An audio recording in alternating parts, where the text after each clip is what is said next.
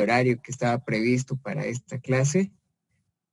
De igual forma, el material a través de los links de este curso ya están en la plataforma, así que ustedes pueden ir revisando otra vez en el transcurso de estos días.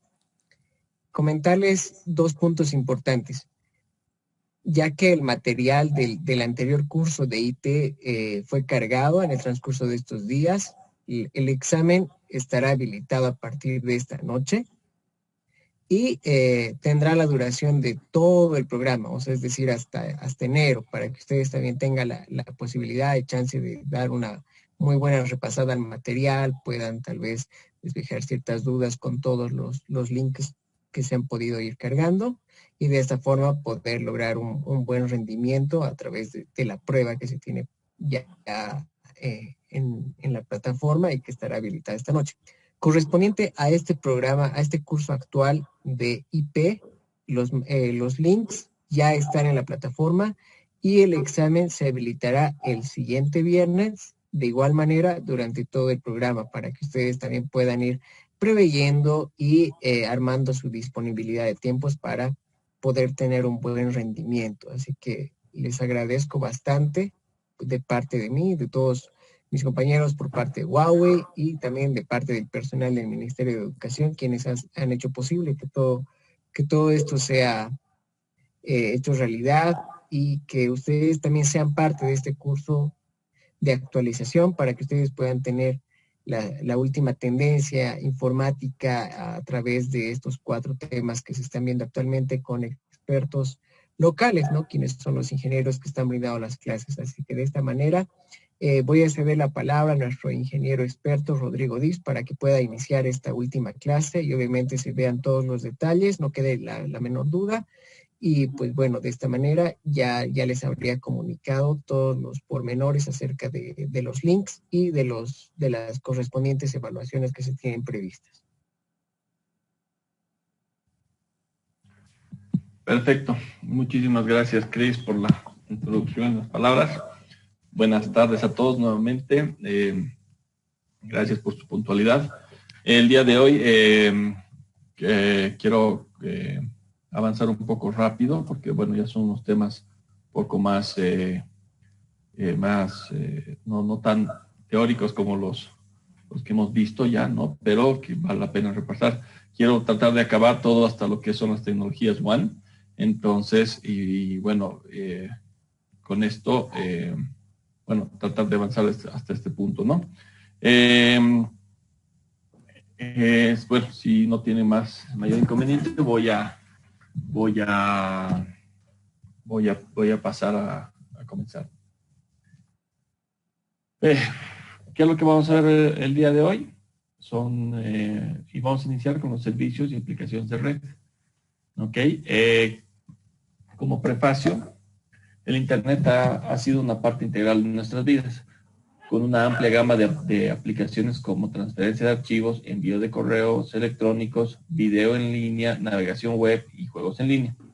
Debido al modelo de red en capas, los usuarios comunes pueden utilizar varios servicios proporcionados por la capa de aplicación, sin conocer detalles técnicos como la implementación de tecnología de comunicación. En cursos anteriores hemos aprendido tecnologías relacionadas con la capa de enlace de datos, la capa de red y la capa de transporte. En este capítulo describiremos los servicios de red comunes y las aplicaciones tales como FTP, DHCP y HTTP, entre otros. ¿Cuáles son los objetivos? ¿No? Comprender los fundamentos de FTP, TFTP, DHCP, Telnet, HTTP, DNS y NTP. Vamos a ir viendo uno por uno. ¿Qué es lo que es FTP? Como ya hemos visto antes, es el protocolo de transferencia de archivos, ¿no? File Transfer Protocol.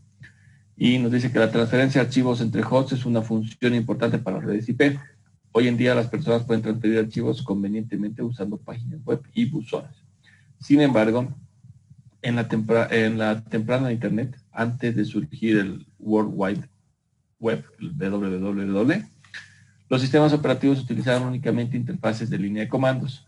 La gente transfería archivos bajo herramientas de línea de comando. Los protocolos más comunes utilizados para transferir archivos son el File Transfer Protocol y el Trivial File Transfer Protocol, el TFTP. ¿Cuáles son los conceptos básicos de TFTP? FTP adopta una arquitectura típica de cliente-servidor. Después de que un cliente FTP establezca conexión con conexión TCP con un servidor FTP, los archivos se pueden cargar y descargar. FTP utiliza diferentes modos de transferencia basado en los tipos de archivo. Son el modo ASCII, que se utiliza para transferir archivos de texto. En este modo, el remitente convierte los caracteres en el formato de código ASCII. Después de enviarlos, después de recibir los datos convertidos, el receptor los convierte de nuevo en caracteres. El modo binario, que es el otro, se utiliza generalmente para enviar archivos de imagen y archivos de programa. En este sentido, el remitente puede transferir archivos sin convertir el formato de archivo, ¿no es cierto? Entonces, por ejemplo, normalmente en los equipos de telecomunicaciones, bueno, al menos cuando eres administrador de una red, normalmente necesitas transferir archivos entre los equipos, ya sean archivos como la versión de software, la configuración, etcétera, ¿no? Entonces, normalmente se utilizan en modo binario, ¿no? Por ejemplo, este formato CC es el formato del BDP, ¿no? Del software, el archivo de software del sistema. Y tiene que ser transferido en binario. ¿Cuáles son los comandos de configuración para establecer un servidor FTP? Primero, establecemos una función de servidor FTP, ¿no?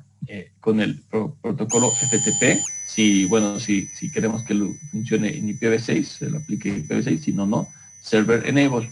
Con esto le decimos que ya funciona como servidor FTP. Luego tenemos que en el AAA, que se acuerdan que hemos visto la clase anterior, hemos visto que se tiene que crear un usuario con su nombre y un password, el privilegio que se le da, y se le tiene que agregar el servicio de FTP para que este usuario pueda ingresar por FTP.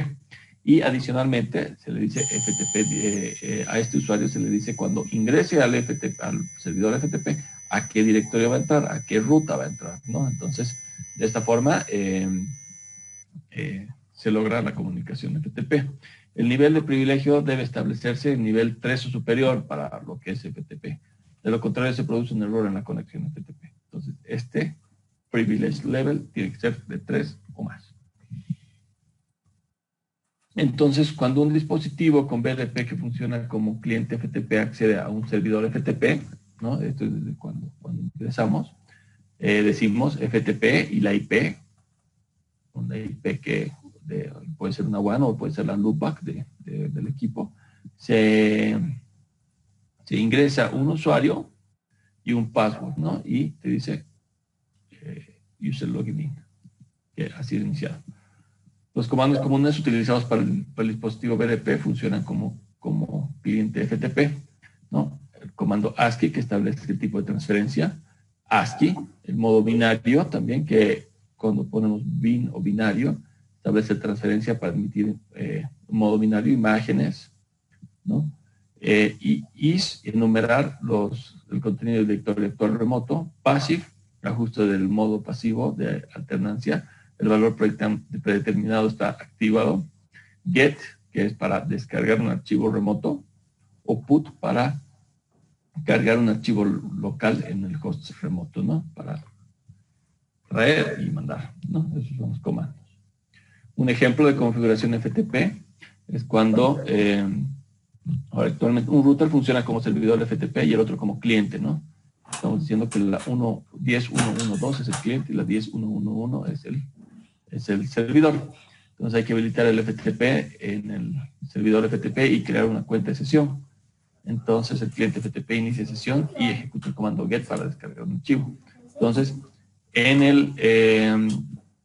server, le damos bueno, inicialmente cuando está de cero la configuración, en el modo de la vista de usuario. Luego tenemos que entrar a la vista del sistema, ingresar un nombre primero, FTP, ¿no? Eso no es mandatorio, pero para identificarlo. Luego decimos FTP Server Enable. Como es solamente IPv4, entonces no necesitamos poner el comando IPv6. Ingresamos al AAA y en el AAA le creamos el usuario admin1234. Y con el password helloworld@6789, ¿no? Es su password. Le decimos al al usuario admin1234 que tiene un privilegio 15, el máximo, y puede admitir el servicio de FTP. Y cuando entre al servicio de FTP, va a entrar al directorio flash, 2 puntos, ¿no? Entonces, este cliente se conecta, tiene una conexión, puede ser ping, está en el mismo segmento, ¿no es cierto? Entonces, si tiene la comunicación, establece el FTP, dice FTP 10.1.1.1, ¿no? Al servidor, y inmediatamente lo va a mandar a lo que es el login y pone admin 1234, y su contraseña, y ya está logueado dentro e ingresa directamente al directorio flash. Posteriormente tenemos el TFTP, que es el Trivial File Transfer Protocol, ¿no? En comparación con FTP, FTP está diseñado para transferir a archivos pequeños y es más fácil de implementar. Uso de UDP con el puerto 69 para transmisión. Autenticación no necesaria. Y solo se puede solicitar un archivo o cargar un archivo en el servidor, pero no se puede ver el directorio archivos en el servidor, ¿no? Entonces es más básico, es para transferencia de archivos pequeños y no requiere autenticación. ¿Cuáles son los comandos para este protocolo, ¿no? En la vista de usuario podemos poner TFTP y ponemos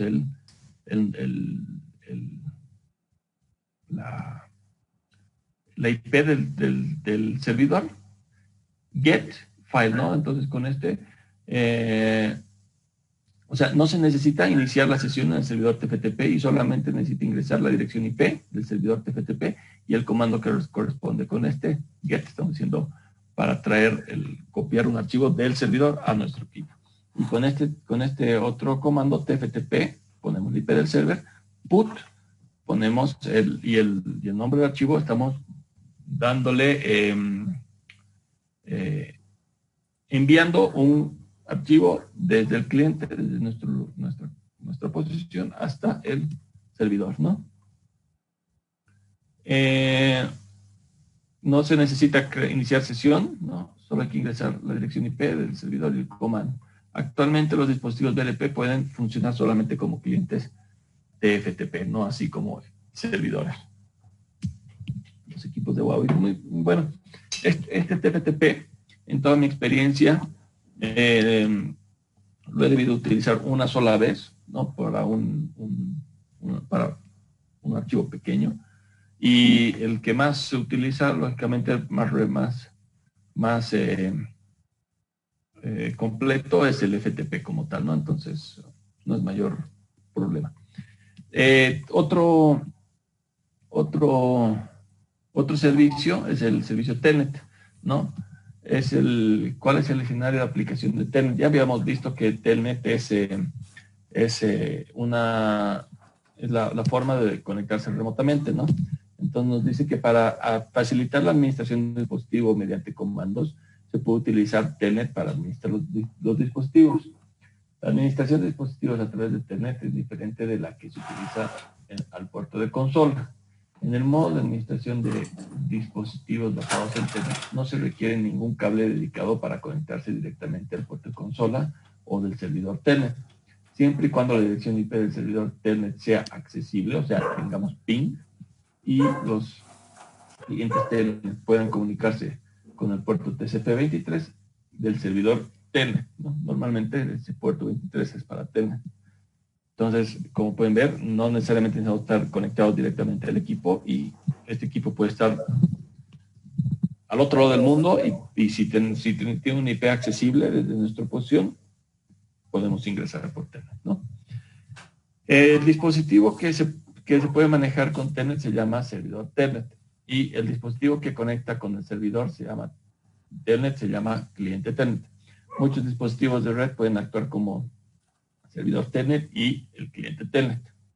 Actualmente los dispositivos de red principales, como los controladores de acceso, los puntos de acceso, los access points, los firewalls, los routers, los switches y los servidores, pueden funcionar como servidor Telnet y también como cliente Telnet, ¿no? Entonces, normalmente podemos ingresar a un equipo por Telnet, y este equipo tiene conectividad con otro equipo. Podemos ir saltando de equipo en equipo y llegar hasta un equipo final que posiblemente no tengamos acceso a conectividad desde un principio, pero podemos ir saltando, ¿no? Si es que están activados como cliente y como servidor, ¿no? ¿Qué es la BTY de interfaz del usuario? Cuando un usuario inicia sesión en un dispositivo mediante el uso de puerto de consola o Telnet, el sistema asigna una interfaz de usuario para administrar y supervisar la sesión actual entre el dispositivo y el usuario. Se puede establecer una serie de parámetros en cada vista de interfaz de usuario para especificar el modo de autenticación y el nivel de privilegios de usuarios después del inicio de sesión. Después de que un usuario inicie sesión en un dispositivo, las operaciones de usuario que se pueden realizar dependen de los parámetros configurados. El tipo de interfaz de usuario de Telnet es la interfaz de usuario de terminal de tipo virtual. Virtual Terminal. No me acuerdo la Y, pero es terminal de tipo virtual. Entonces, utilizamos el BTY para registrar los usuarios, ¿no es cierto? Primero se establece una conexión de Telnet, ¿no? Y el usuario asigna el BTY 0, 1, 2, 3.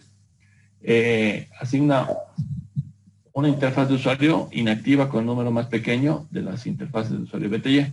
Y luego, el modo de autenticación local y el privilegio de usuario puede ser nivel 15. Autentica la conexión Telnet utilizando la configuración BTY. Entonces aquí podemos avisarle en la interfaz de usuario BTY que puede ser autenticado localmente o puede ser autenticado como AAA. Entonces aquí vamos a ver las configuraciones. Para habilitar la función de servidor Telnet, solamente es el comando desde la vista global de vista del sistema, aplicamos el Telnet Server Enable. La función del servidor Telnet se habilita en el dispositivo. Y para desactivarlo es al revés, undo Telnet Server Enable, ¿no? Con ese comando. Una vez que el usuario, para introducir la vista de usuario BTY, ¿no? Para configurar los parámetros de la interfaz BTY, entonces decimos User Interface BTY. Normalmente tenemos del 0 al 4, del 5 al 8 y del 8 al 15. Entonces, si decimos desde el 0 al 4, estamos diciendo que todos los parámetros que vamos a configurar van a ser para los primeros 4 o 5, perdón, 5 sesiones simultáneas. Entonces, por eso, como ven aquí, 0, 1, 2, 3 y 4. Solamente los parámetros que configuramos en 0, 4 van a valer para esas 5 sesiones simultáneas. Entonces, el protocolo inbound, ¿no? Podemos decir Telnet o SSH o all, ¿no? Pueden ser ambos. En este caso, Telnet es el que necesitamos. SSH es el Secure Shell, ¿no? El protocolo que es como un Telnet, pero más seguro. No, Telnet simplemente se basa en un usuario y una contraseña, pero el Secure Shell ya hace como una encriptación más o menos de usuario, ya es más seguro para la conexión.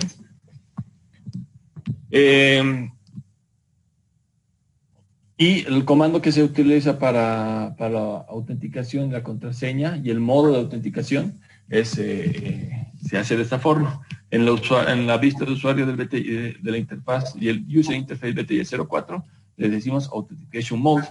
Entonces, podemos poner AAA para que los usuarios que están registrados dentro del AAA entren con su password.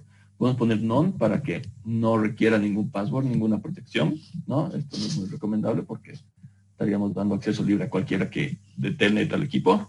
Y password, aquí se puede, si seleccionamos el password, necesariamente tenemos que poner el set authentication password y cipher, y aquí agregar el password. Al decir cipher significa que nosotros agregamos el password,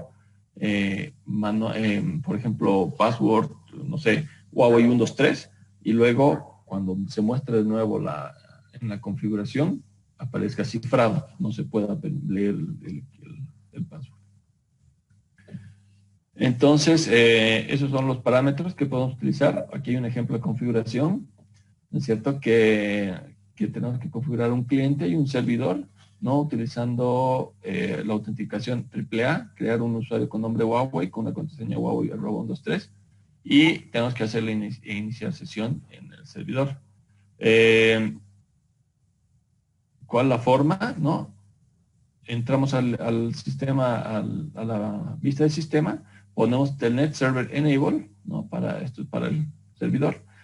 AAA, Local User Huawei, ¿no? Password Irreversible Cipher Huawei 123, @123, le ponemos la contraseña, le damos el privilegio al nivel 15, le decimos que local User Huawei puede utilizar el Telnet. Esto es muy importante porque si no, no lo logra. No se habilita este usuario para Telnet. Y salimos del AAA y luego ingresamos al User Interface, al BTY 04, y le decimos que la forma de autentificación lo tome desde el AAA, que ya lo hemos configurado. Entonces el AAA ya está registrado el usuario en el AAA. Posteriormente, desde el cliente lanzamos, ¿no? Desde la computadora host, ya podemos hacer esto desde el CMD, ¿no? Desde el command line de la computadora, o tal vez con el programa PuTTY también. Podemos lanzar con la palabra así, Telnet 10.1.1.2, ponemos el IP del servidor, nos va a pedir un usuario, le damos Huawei, le damos la contraseña Huawei @123 y nos dice aquí, ¿no? Que el número de usuarios de BTY de usuarios es 5 y tú estás en el 1 y el tiempo a la hora que has ingresado, ¿no? Entonces, y a partir de aquí ya puedes ejecutar los comandos que hemos ido viendo, ¿no? Ya has ingresado directamente. Entonces, ese es el Telnet. Vamos a pasar lo que es el DHCP. No sé si se acuerdan que DHCP es el protocolo es un protocolo para asignación de IPs dinámicas, ¿no es cierto? Para entender un poquito mejor, vamos a ver lo que es los problemas que se enfrentan a las configuraciones manuales, ¿no? Que muchas veces son demasiados los parámetros y difíciles de entender. Los usuarios comunes no están familiarizados con los parámetros de red y la configuración incorrecta a menudo se produce, lo que resulta un error de acceso a la red. La configuración aleatoria de las direcciones IP puede causar conflictos en las direcciones IP. Es un problema, ¿no? Entonces, y luego también la enorme carga de trabajo. Los administradores de red configuran de forma centralizada los parámetros de red. Son cargas de trabajo pesadas y tareas repetitivas. Entonces los administradores de red deben planificar y asignar direcciones IP a los usuarios con antelación. Otro usuario que es la baja utilización, ¿no? Otro problema, que en una red empresarial cada usuario utiliza una dirección IP fija. Como resultado, la utilización de la red IP es baja y algunas direcciones IP pueden permanecer sin usar durante mucho tiempo. Es un problema. Y la flexibilidad deficiente nos dice que las redes de área local, las W y las inalámbricas, las wireless LAN, permiten ubicaciones de acceso de estaciones flexibles, ¿no? A los STAs, que son las estaciones flexibles. Cuando un STA, que normalmente STA es un dispositivo de usuario final, puede ser un teléfono, una laptop, ¿no? que tengan la capacidad de conexión por redes inalámbricas. Cuando un STA se mueve de una cobertura inalámbrica área a otra, de una área de cobertura inalámbrica a otra, la dirección IP del STA puede necesitar ser reconfigurada. Entonces, si tenemos que hacer eso manualmente, no nos da. O sea, sería un trabajito grave, ¿no? Entonces, ¿cuál es la solución de HCP? ¿Cuáles son los conceptos de HCP? ¿No? Que para supervisar las desventajas, para superar las desventajas del modo de configuración IP estática tradicional, el protocolo de configuración dinámica host, que es lo que significa en español de HCP, que en inglés es Dynamic Host Configuration Protocol, ¿no? Se desarrolla para asignar dinámicamente direcciones IP adecuadas a los hosts. DHCP adopta la arquitectura también cliente-servidor. Los hosts no necesitan ser configurados y pueden obtener automáticamente direcciones IP de un servidor de HCP. DHCP habilita también el plug and play del host después de que estén conectados a la red, ¿no? Que una vez que conectas tu computadora, tu celular, lo que sea, a la red, ya sea inalámbrica, alámbrica, el equipo detecta que estás conectado y empieza la negociación para que se te asigne una IP desde el servidor de HCP, ¿no? ¿Cuáles son las ventajas? ¿No? Que puedes tener una gestión unificada, ¿no? Las direcciones IP se obtienen de un grupo de direcciones en el servidor de HCP. El servidor de HCP registra y mantiene el estado de uso de las direcciones IP para la asignación y administración unificada de las direcciones IP, ¿no es cierto? Luego también el arrendamiento o el alquiler de las direcciones IP, ¿no? DHCP define el tiempo de alquiler o concesión para mejorar la utilización de las direcciones IP. Entonces, si un cliente de HCP no renueva la concesión, o sea, el alquiler de una dirección IP asignada, después de que expire la concesión, el servidor de HCP determina que el cliente de HCP ya no necesita utilizar esa dirección IP, la reclama y le puede asignar a otro cliente, ¿no? Entonces, eso también tiene un timer para recuperar sus IPs, ¿no? Que no están siendo utilizadas. Algunos comandos de configuración, ¿no? En la vista del sistema utilizamos el DHCP enable, esto simplemente para habilitarlo. Posteriormente podemos habilitar en la interfaz para utilizar el grupo de direcciones de interfaces para proporcionar la función del servidor de HCP, ¿no? En la interfase, en la vista interfase, en la interfase donde queremos desplegar el HCP, podemos DHCP Select Interface. Luego, para especificar una dirección IP del servidor DNS para el grupo de direcciones de interfaz, o el comando también en la vista de interfase, DHCP Server DSN List y la IP address del DNS. Posteriormente, para configurar el rango de direcciones IP que no se pueden asignar automáticamente a los clientes desde un grupo de direcciones de interfaz, ¿no? Podemos excluir ciertas IPs, ya sean porque son privadas o están siendo utilizadas de manera manual por otros equipos. Entonces utilizamos el DHCP Server Exclude IP Address, ¿no? Excluir la dirección IP y decimos desde este IP hasta este IP podemos darle un rango, ¿no? O tal vez solamente una IP. Luego, para configurar las concesiones de direcciones IP en el grupo de direcciones de interfaz del servidor DHCP, tenemos el comando DHCP Server List, ¿no? El tiempo que va a durar a que ese equipo sin respuesta permanezca con ese IP. Entonces aquí podemos dar días, horas, minutos o unlimited, ¿no? De forma predeterminada, las concesiones de direcciones IP es de un día, ¿no? Por defecto es un día. Después podemos crear un grupo de IPs, ¿no? El IP pool. Simplemente aquí estamos declarando un IP pool porque podemos poner diferentes IP pool. Y dentro de ese IP pool, que lo hemos denominado 2, en este caso, IP pool 2, podemos especificar el intervalo de las direcciones IP que se pueden asignar dinámicamente en el grupo de direcciones global. Entonces, con el comando network IP address, le damos una máscara. podemos hacer el intervalo. Luego tenemos que configurar las direcciones de gateway para los clientes de HCP. Entonces son el gateway list y le damos la dirección IP del gateway. Adicionalmente, podemos poner dentro de este pool la lista de DNS que el servidor de HCP entrega a los clientes de HCP. Posteriormente, para establecer la concesión de direcciones IP, podemos poner el list, ¿no? Cuánto tiempo queremos que dure, ¿no? Y luego tenemos que habilitar la función del servidor de HCP en la interfaz, que con la interfaz de HCP Select Global lo activamos el de HCP con esta interfaz. Y bueno, aquí tenemos un ejemplo de la configuración de un grupo de direcciones de interfaz de HCP. El requisito es configurar un router como dirección de servidor de HCP, configurar la subred a la cual la interfaz es Gigabit 000 pertenece como el grupo de direcciones de los clientes de HCP.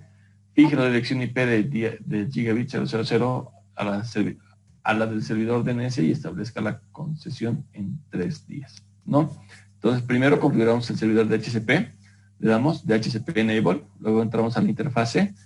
En la interfase damos DHCP Select Interface, luego le damos los parámetros de DNS, ¿no? Que hemos visto de DHCP Server DNS List, DHCP Server Exclude, que no incluya esta IP, la 10.1.1.2, y le damos el list day, el tiempo de arrendamiento por 3 días, ¿no? Entonces, con esto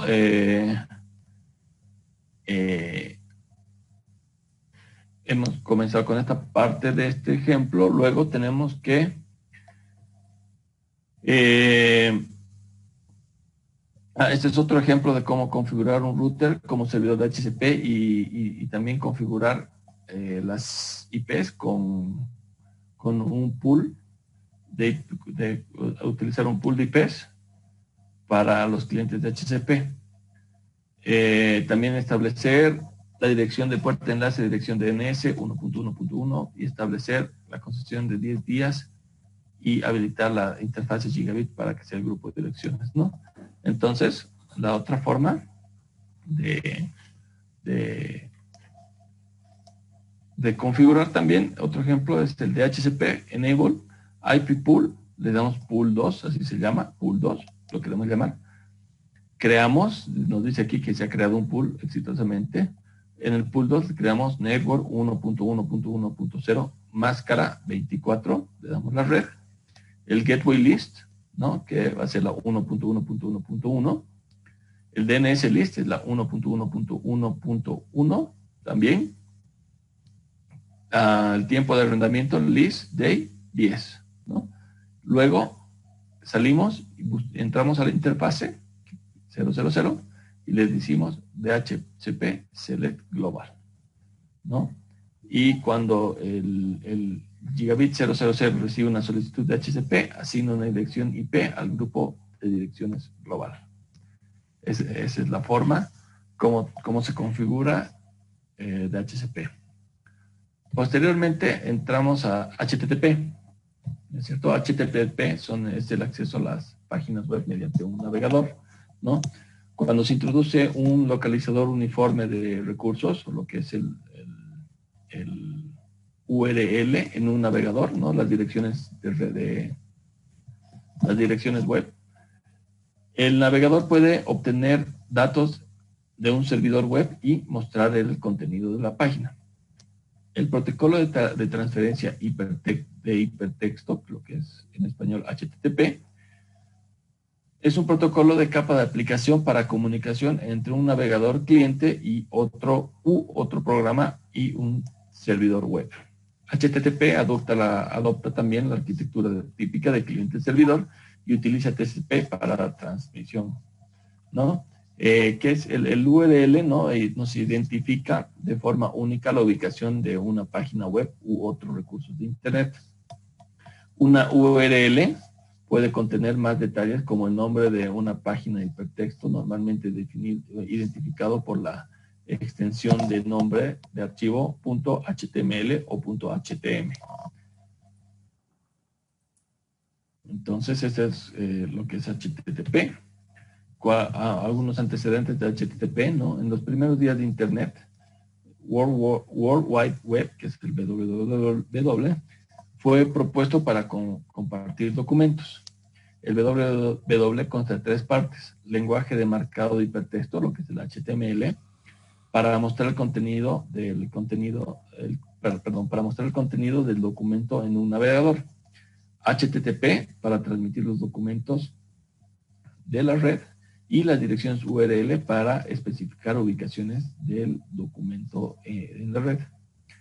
www era en realidad el nombre de una aplicación cliente para navegar por documentos HTML, y ahora representa una colección de tecnologías HTML más HTTP más URL, y se conoce comúnmente como la web, ¿no? A ver, aquí hay un ejemplo de transferencia, ¿no? Cuando un cliente se quiere conectar a un servidor, ¿no? El cliente pone en su navegador la URL www.sers-app.com/web/index.html. Se introduce en el cuadro de dirección de un navegador. Después de obtener la dirección IP correspondiente al nombre del dominio a través de la resolución DNS, el cliente envía una solicitud HTTP al servidor para solicitar la página, ¿no? Dice get, una vez que resuelve la primera parte, que es el host, es de serapp.com, le dice, por favor, mándame este web index HTML, ¿no? Posteriormente, bueno, el servidor, ¿no? Que entra al servidor, busca entre sus archivos, ¿no? Y encuentra busca el archivo en su página almacenado localmente en función de la dirección URL, y envía el archivo de página al cliente, al cliente, ¿no? Entonces dice, ok, esta es mi página, y se la puede ver en la página. Después de recibir la respuesta HTTP, el explorador analiza y representa el archivo HTML recibido, y a continuación muestra la página de usuario. Entonces, esa es la forma de trabajo de HTTP para la comunicación entre un cliente y un servidor web. Luego, posteriormente, vamos a pasar a lo que es DNS. Vemos aquí que el nacimiento del DNS, ¿no? Es cuando introduce un nombre de dominio en su navegador para acceder a un sitio web. El nombre de dominio se resuelve en una dirección IP. El navegador realmente se comunica con esta dirección IP. El protocolo utilizado para resolver nombres de dominio a direcciones IP es el sistema de nombres de dominio, DNS, ¿no? Domain Name System. Cada nodo de la red tiene una dirección IP única, y los nodos pueden comunicarse entre sí a través de las direcciones IP. Sin embargo, si todos los nodos se comunicaran a través de direcciones IP, es difícil recordar tantas direcciones IP. Por lo tanto, DNS se propone asignar direcciones IP a cadenas de caracteres alfanuméricos, que son los nombres de dominio, ¿no? Por ejemplo, tenemos aquí Huawei.com, que la resolución de nombres de dominio, o sea, cuando DNS lo resuelve, es la 1.1, 1.2.3.4. Entonces, la IP de origen es el cliente 132.168.1.1, y la IP de destino es 1.2.3.4, que es la IP de www, que representa www.huawei.com, y hace la solicitud de acceso HTTP. Después de esto, bueno, ¿cuáles son los componentes de DNS? El nombre del dominio es una secuencia de caracteres para identificar hosts. En la mayoría de los casos, la URL introducida en el navegador cuando visita un sitio web es el nombre de dominio del sitio web. Luego, el servidor DNS, ¿qué hace? Mantiene las asignaciones entre nombres de dominio y las direcciones IP y corresponde a las solicitudes de solucionador de DNS, ¿no? Del que resuelve DNS. DNS adopta una arquitectura. La base de datos de cada servidor almacena solo la asignación entre algunos nombres de dominio y direcciones IP. Entonces, el dominio, como pueden ver aquí, la consulta DNS, cuál es manda el nombre del dominio A, y la respuesta del servidor es la IP del nombre del dominio A es 1.1.1.1. Entonces, de esa forma es. ¿Cuál es el formato del nombre de dominio? El nombre de dominio tiene un formato de segundo nivel, espacio dominio, nivel superior. ¿Qué significa todo esto? El dominio raíz está representado por un punto. Por lo general, el dominio raíz se encuentra con el nombre vacío, es decir, que no tiene caracteres, ¿no? Entonces, el dominio raíz es el punto. El dominio de nivel superior es .com, .net, .cn, .edu, .org, .gov, ¿no? El dominio de segundo nivel es Huawei, ¿no? Para el caso de esta dirección, y el host es www. El nombre de dominio del host es www.huawei.com.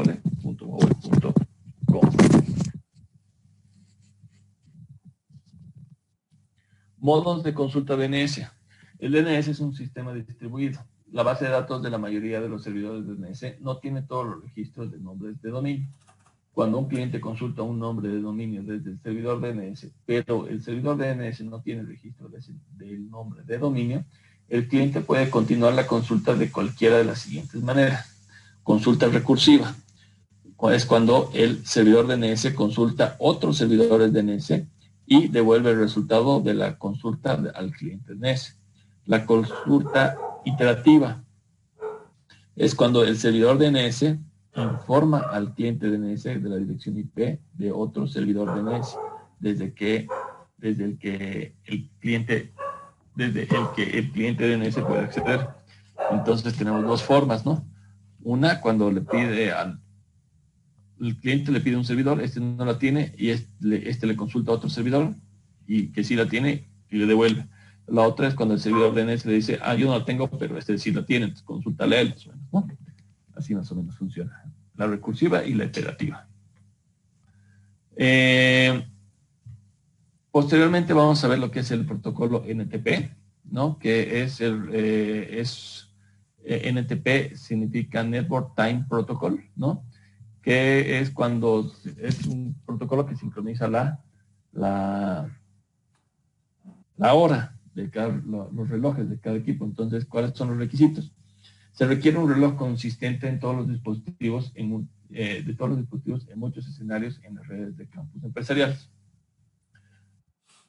En términos de administración de red, el análisis de registros o mensajes de depuración recopilados de diferentes enrutadores necesita tiempo para referencia. En términos de sistema de carga, los relojes de todos los dispositivos deben ser coherentes. Varios sistemas que trabajan juntos con el mismo evento complicado, ¿no? Entonces, se complica cuando dan sus relojes distintos, ¿no? Los sistemas tienen que tomar el mismo reloj como referencia para garantizar la secuencia adecuada de la implementación. También para las copias de seguridad, ¿no? Entre un servidor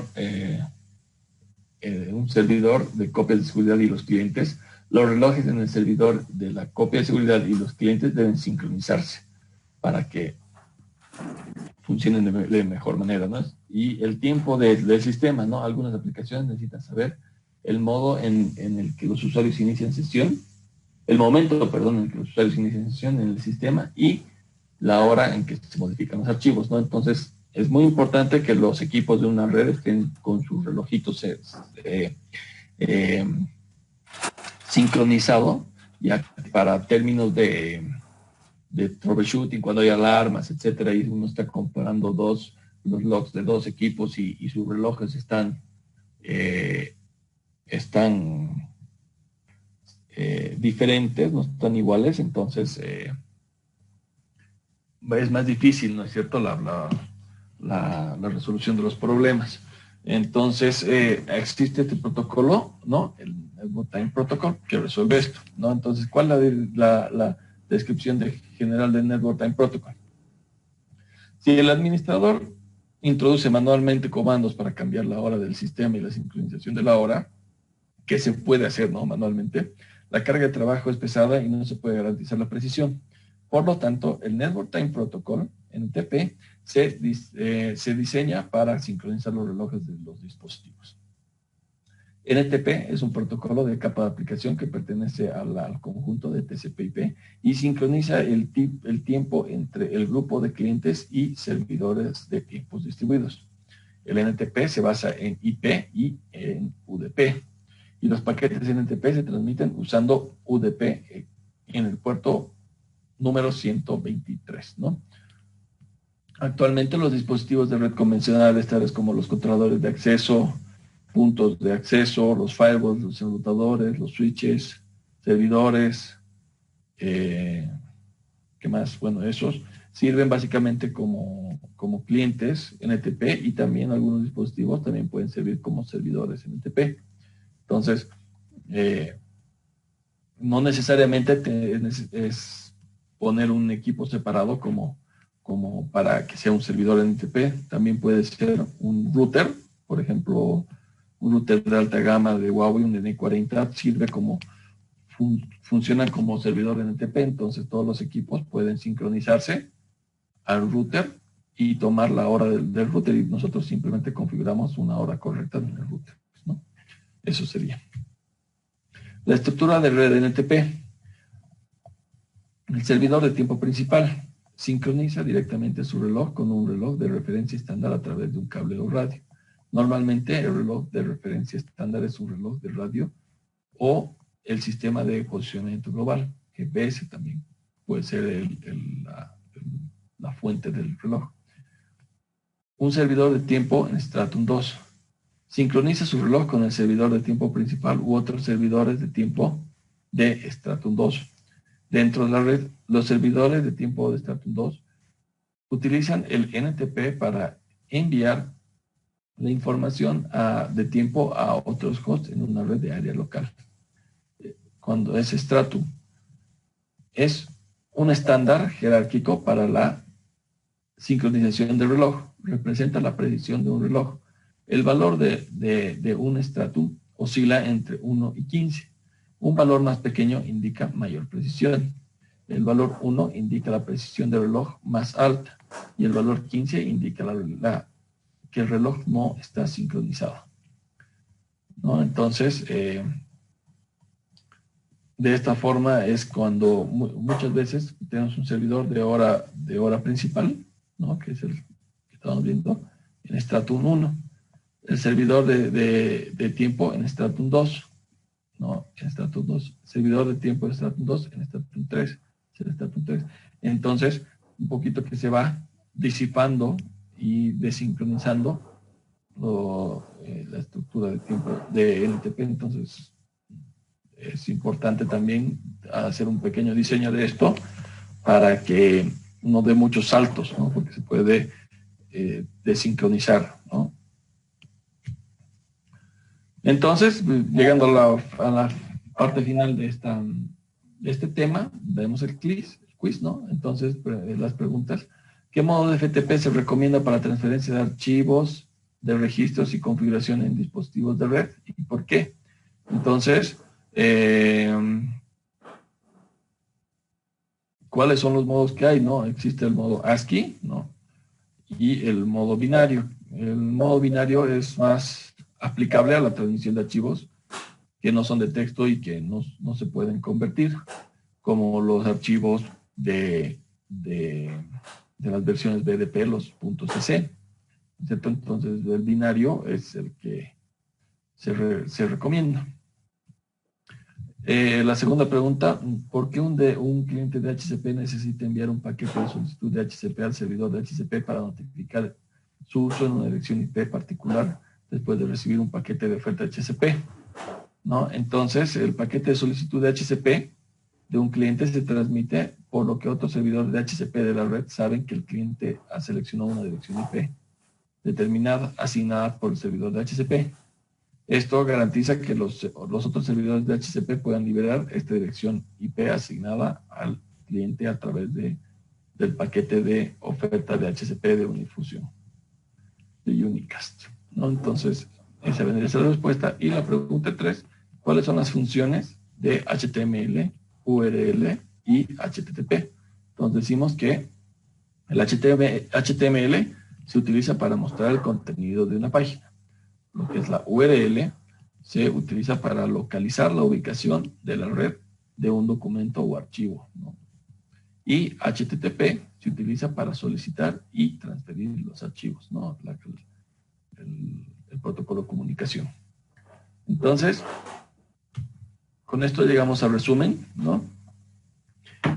FTP se utiliza para transferir archivos. Se recomienda utilizar diferentes modos de transferencia para los diferentes archivos. FTP se basa en TCP y por lo tanto puede garantizar la fiabilidad y la eficiencia de la transferencia de archivos. O sea que es orientado a la conexión, ¿se acuerdan? TCP. La asignación dinámica de direcciones IP a través de DHCP reduce la carga de trabajo del administrador y evita los conflictos de direcciones IP causados por la configuración manual de los parámetros de red. Y también, como el protocolo de transferencia de documentos de www, HTTP se utiliza ampliamente en red actual para codificar y transportar la información entre un cliente como un navegador de web y un servidor web, ¿no? Entonces, con esto vemos cuál es el resumen de esta parte. Vamos a continuar con lo que es las redes wireless LAN inalámbricas. Voy a compartir.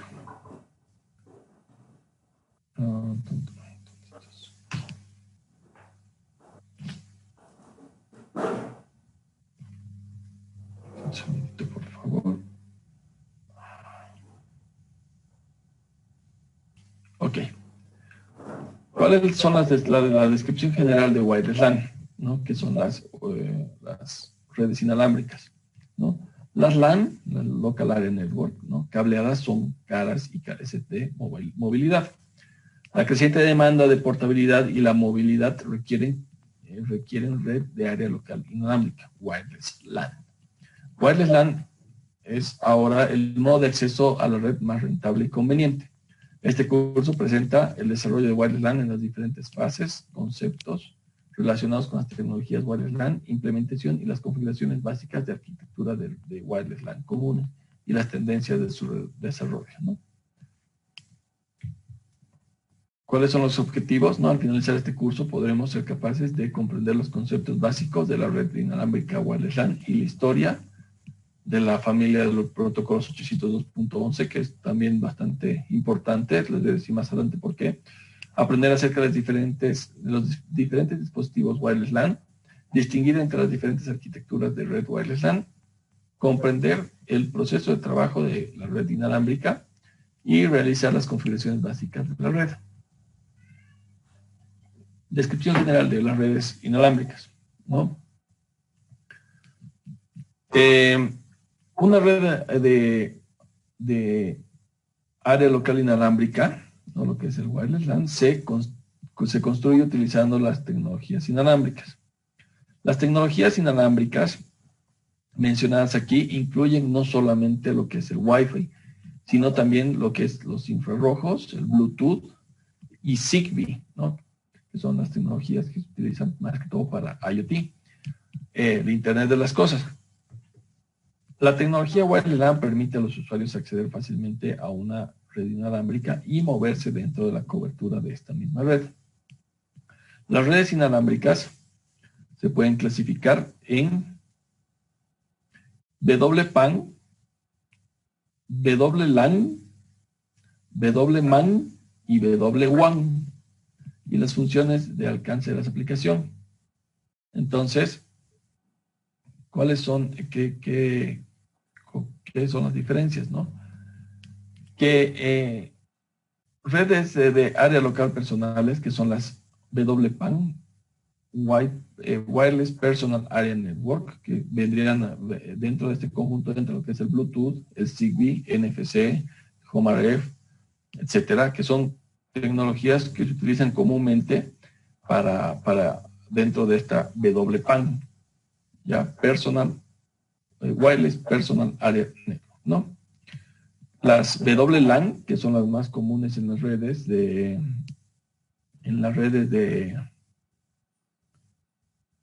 empresariales, ¿no? Y también de casas, que son las redes de área local inalámbricas, ¿no? Es la tecnología de uso común, es Wi-Fi. Las tecnologías relacionadas con WPAN también se pueden utilizar en Wireless LAN. Últimamente, las Wireless LAN adoptan las tecnologías del WPAN para como acceso a equipos remotos. Luego está la WMAN, que significa la red de área metropolitana inalámbrica, ¿no? Wireless Metropolitan Area Network. Y es la interoperabilidad mundial para el acceso a microondas. Normalmente, antes se utilizaba, no sé si se acuerdan, el WiMAX. Se utilizaba comúnmente aquí también. Esos son una red de área local más grande, metropolitana. Y también tenemos las WWAN, ¿no? Que son las de área ampliada, el Wireless Wide Area Network, que son las tecnologías de las redes móviles, GSM, CDMA, LTE y lo que va a ser el 5G, lo que, bueno, en algunos países ya es el 5G, ¿no? Entonces son las diferencias de las redes inalámbricas. Nosotros vamos a ver la parte de wireless LAN, ¿no? Que, bueno, las ventajas que se tienen con una wireless LAN es que tiene alta movilidad de red. Los wireless LAN se conectan fácilmente y no están limitados por las posiciones de cable y puerto. Esto hace que los wireless LAN sean más adecuadas para escenarios donde los usuarios a menudo se mueven como en edificios de oficinas, salas de aeropuertos, resorts, hoteles, estadios, etcétera, ¿no? Es lo que tenemos también en nuestras casas, una red de área, una wireless LAN.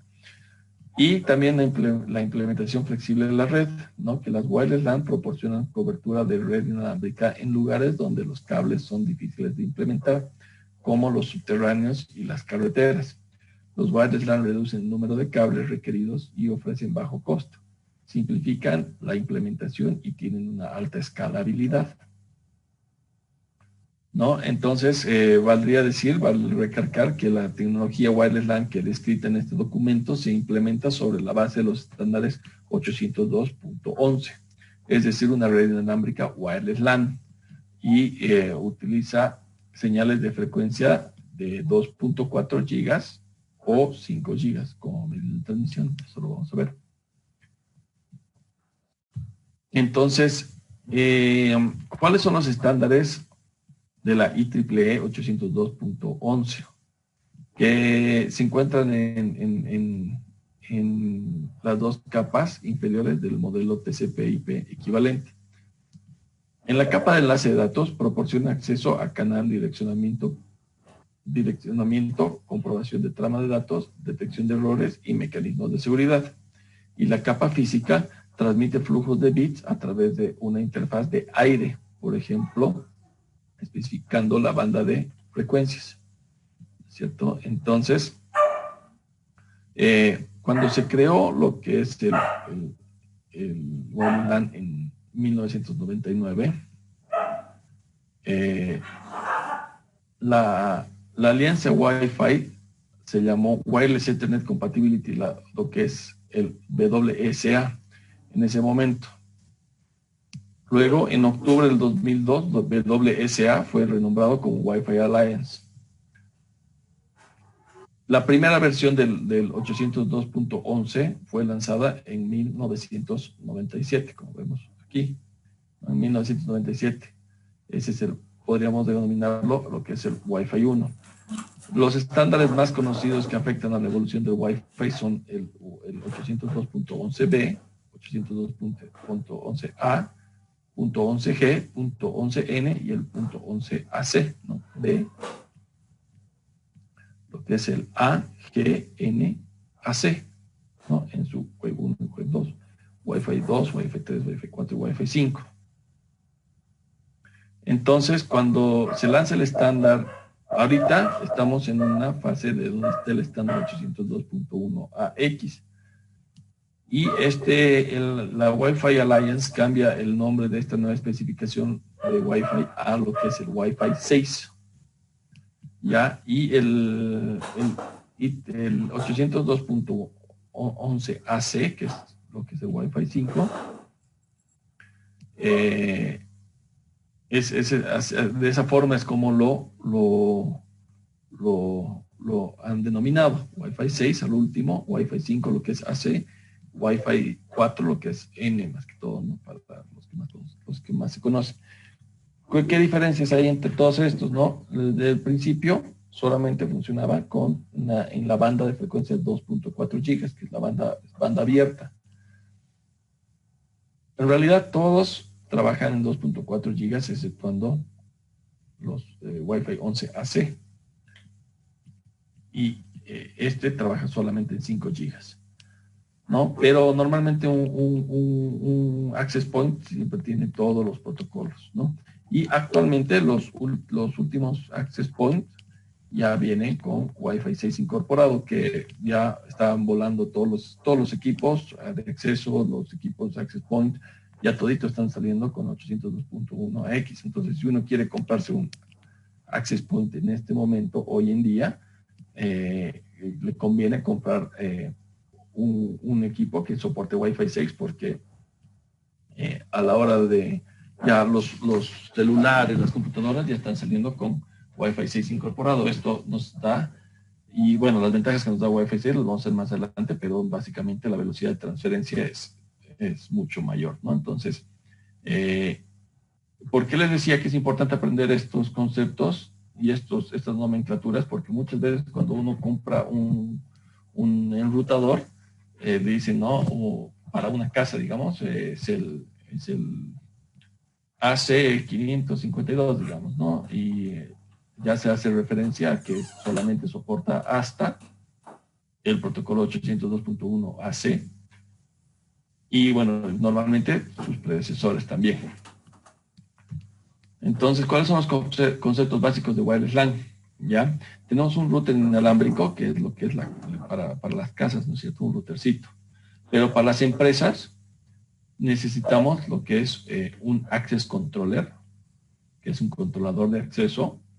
Necesitamos un PoE un interruptor, un switch PoE, que es lo que energiza y bueno, también da la transmisión de datos a nivel de capa 2 a lo que es un access point, un punto de acceso. Entonces son básicamente tres los equipos que soportan una empresa. En realidad, el access point y el access controller son los más importantes, porque muchas veces el switch no necesariamente tiene que ser PoE. Un access point tal vez puede estar conectado directamente a un punto de acceso y alimentarse de un power injector, por ejemplo, o un adaptador de energía externa, que también la mayoría de los access point tiene. Pero entonces la transmisión es entre un access point y un access controller. Entonces no olvidemos esos conceptos, porque son importantes de trabajar. Un access point puede cambiar con flexibilidad los modos de operación. Existe el modo FAT, el modo FIT y el modo basado en cloud. Entonces, ¿qué es el modo FAT? FAT, que se aplica en las redes domésticas, wireless LAN domésticas. En este access point en modo FAT trabaja independientemente y requiere configuraciones separadas. Proporciona solo funciones simples y es rentable. El FAT IP implementa de forma independiente funciones como acceso a los usuarios, a la autentificación, la seguridad de datos y el reenvío de servicios y QoS. Entonces, cuando está este access point, trabaja en FAT, no requiere de un access controller, básicamente, trabaja independientemente. y puede trabajar dando acceso a los usuarios, ¿no? No es tanto como un router inalámbrico de casa, porque el router inalámbrico también te hace ruteo, pero se acerca mucho. Luego lo que es el FIT IP, FIT, el modo FIT, se aplica a empresas medianas y grandes. Los APs aptos son administradores y configurados por el Access Controller de una manera unificada, proporcionan diversas funciones y tienen altos requisitos en las habilidades de personal de mantenimiento de la red. Los AP FIT deben trabajar siempre con un Access Controller para el acceso de usuario. Y el AP que va en línea,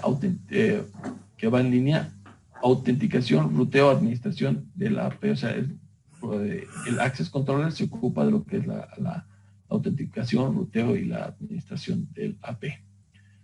Luego hay el tercer modo, que es el Cloud AP, que se aplica a las pequeñas y medianas empresas. Los puntos de acceso en la nube son administrados y configurados por una plataforma de administración en la nube de manera unificada, ya sea una nube pública, un cloud público o un cloud privado. Proporcionan varias funciones, admitan el plug and play, lo que es la configuración cuando se conectan, ¿no? Autoconfiguración cuando se conectan, y tienen bajos requisitos en las habilidades del personal de mantenimiento. O sea, no requiere que un administrador esté configurando cada equipo. Se conectan y se autoconfiguran, por eso no necesitan tanta necesidad de un administrador de red. Luego tenemos lo que es el Access Controller. Un Access Controller se despliega generalmente en la capa de agregación de una red para proporcionar servicios wireless LAN de alta velocidad, seguros y confiables. Los Access Controller de Huawei proporcionan una gran capacidad y un alto rendimiento. Son altamente confiables, fáciles de instalar y mantener, y cuentan con ventajas tales como redes flexibles y conservación de energía. Y lo que vemos, el PoE Switch, ¿no?, que proporciona la alimentación a través de un puerto PoE, Power over Ethernet. Proporciona la energía eléctrica a través de este puerto. También se lo llama Power over LAN, POL, o Ethernet activo. PoE transmite energía a los terminales a través de las líneas de transmisión de datos o las líneas inactivas. Una red inalámbrica, en una red inalámbrica, un switch PoE se puede utilizar para suministrar la energía hacia los access point, perdón. Y también el PoE se puede utilizar para proporcionar eficazmente energía centralizada para terminales como teléfonos IP, puntos de acceso, cargadores de dispositivos portátiles, máquinas de punto de venta, cámaras y dispositivos de recopilación de datos. Con PoE, los terminales reciben alimentación cuando acceden a la red, por lo tanto no requieren un cableado interior en la ruta de alimentación. Entonces es bastante utilizado estos access points, que normalmente soportan PoE, Power over Ethernet, significa, ¿no? Y ya no necesitas poner otro cable de alimentación de corriente, ¿no? Directamente el cable Ethernet te transmite los datos y a la vez te energiza tu equipo, ¿no? Entonces, esos son los tres elementos que se utilizan en Wireless LAN. Esta es una arquitectura básica de las redes Wireless LAN que tenemos cuando una arquitectura FAT IP, como les decía, ¿no?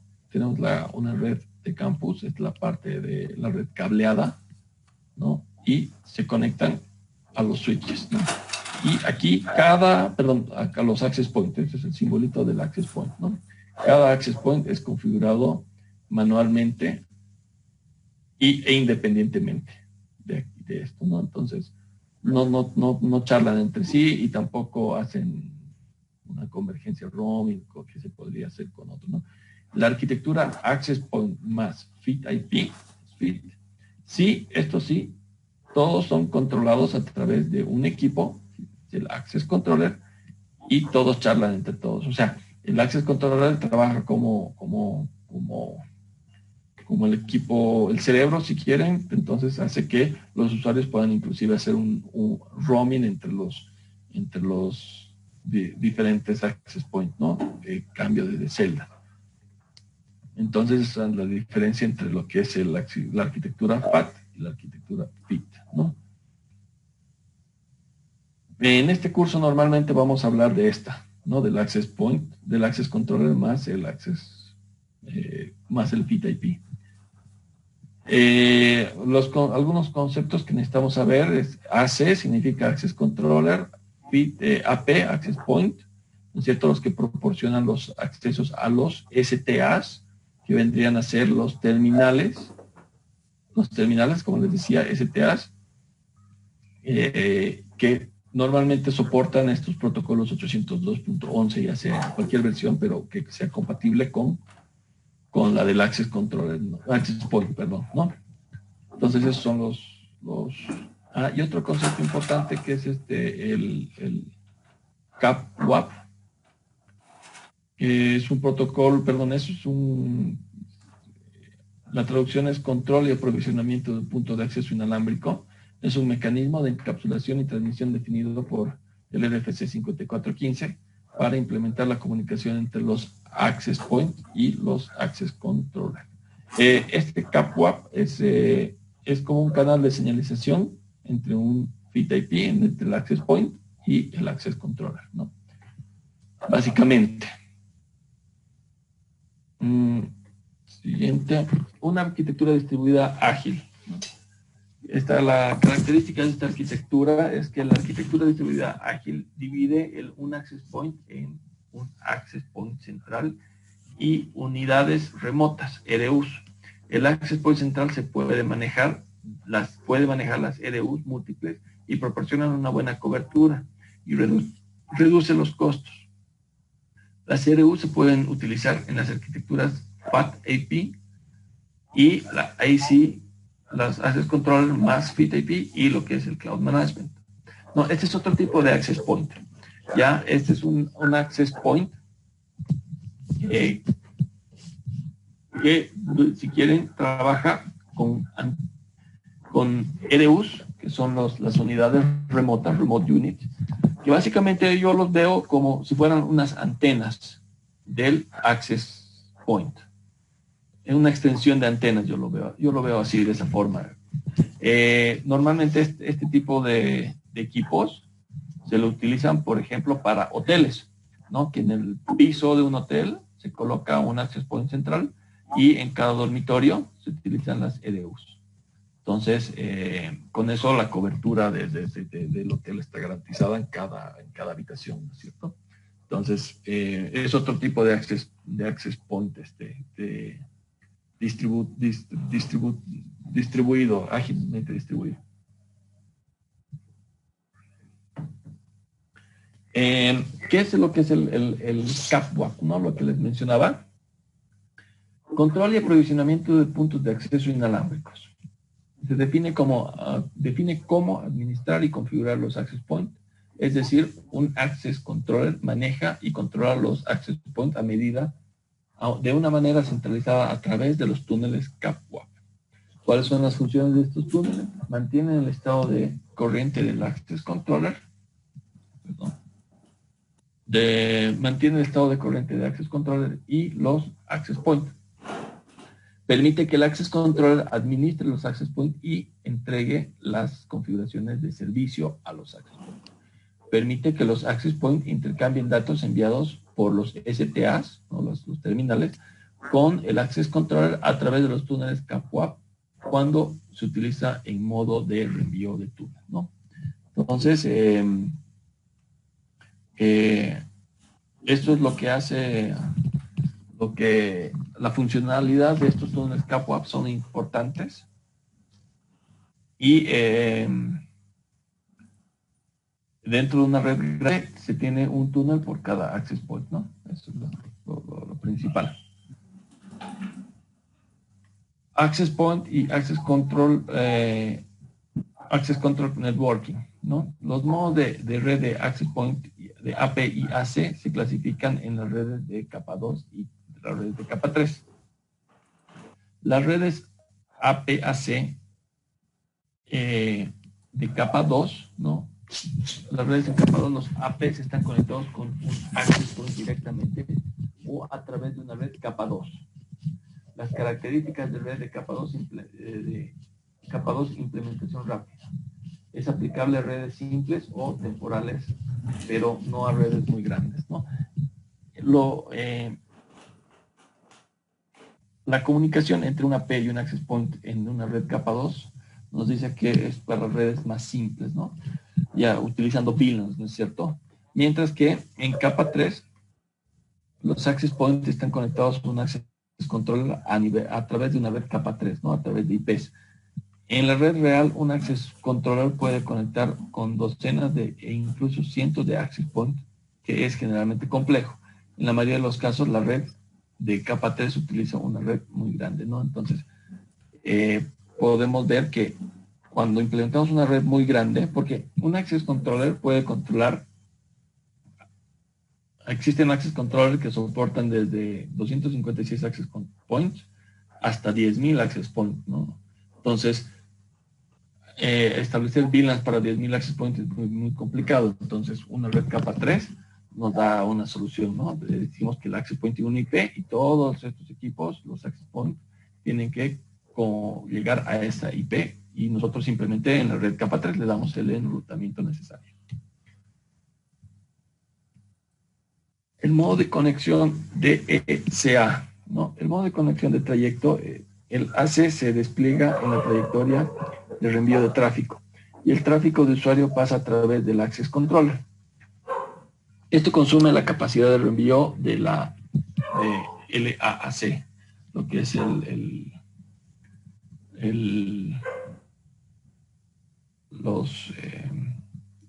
se me ha ido de nuevo este. Bueno, no es importante esto, ¿no? Cuando son redes en la ruta, ¿no? En ruta valdría decir que el access controller se encuentra en la ruta hacia la red principal, o sea, los datos pasan a través del access controller. Los access points y los access controllers y la red principal están conectados en una cadena, ¿no? Como cadena en línea. Todos los datos destinados a la capa central pasan a través del access controller. En esta red, el access controller también funciona como switch de agregación para reenviar y procesar el tráfico de datos y tráfico de administración de access point, ¿no? Entonces, básicamente se vuelve parte del enrutamiento y del tráfico del access controller. Pero también se puede crear redes, topologías, cuando el access controller, está fuera de la ruta, ¿no? En las redes fuera de trayecto, el access controller conecta con la red entre los APs y la red principal, pero no conecta directamente con los APs. En esta red, el access controller está conectado a los APs en el modo fuera de trayecto. Los datos de servicios de APs alcanzan la red del uplink sin pasar a través del access controller. En esta red, solamente la señalización llega hasta el access controller, ¿no? Los túneles de capa, o sea, solamente se generan aquí, pero los datos pasan a través de la red convencional. Esto nos da cierta flexibilidad, ya que si existiese algún problema con el access controller, los datos, como estos ya tienen su configuración ya establecida, entonces los datos pueden circular tranquilamente hasta que se resuelva el problema del access controller. Es una de las principales ventajas de poner redes fuera de ruta. Mientras que si lo ponemos en ruta, si el access controller cae por X motivo, entonces se pierde la comunicación completa, tanto de la señalización como del tráfico de servicio de los usuarios. ¿Qué es un sistema de comunicaciones inalámbricas? En un sistema de comunicaciones inalámbricas, la información puede ser una imagen, un texto, un sonido o similares.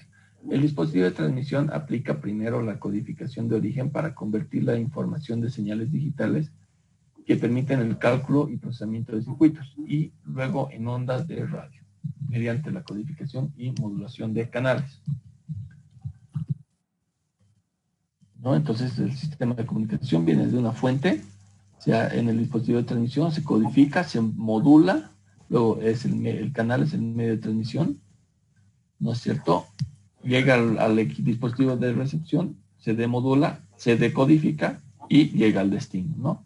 Este es el sistema de comunicaciones inalámbricas.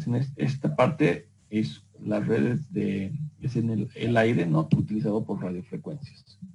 ¿Qué es una onda de radio? ¿No? Una onda de radio es una onda electromagnética cuya frecuencia está entre los 3 Hz y los 300 GHz. La tecnología de radio convierte las señales sonoras u otras señales y las transmite mediante ondas de radio. La tecnología Wireless LAN permite la transmisión de información por ondas de radio en el aire. Actualmente la red inalámbrica Wireless LAN utiliza las siguientes bandas de frecuencia. La banda de frecuencia de 2.4 gigas, que abarca desde 2.4 hasta la 2.4835 gigahertz. Y la banda de frecuencia de 5 gigahertz abarca desde las 5.15 hasta las 5.35 en su primer rango y de las 5.725 hasta las 5.85 en su segundo rango. Entonces, como pueden ver, estas dos bandas de frecuencias son las bandas de frecuencia abiertas, que no están reguladas. Bueno, están reguladas, pero son las entidades que controlan el espectro electromagnético. Ya saben que estas frecuencias son de banda abierta y pueden ser utilizadas para uso comercial. Entonces, por eso que estos equipos trabajan a estas frecuencias, ¿no es cierto? Entonces, estamos hablando de que las frecuencias de 2.4 y la de 5 gigas pertenecen a este rango, ¿no? Al UHF y al SHF. Están por aquí, ¿no? Dentro de las frecuencias de onda de radio, en el espectro de ondas de radio. Ya son microondas, ¿no? A partir de 1 giga se vuelve microonda. Después de esto,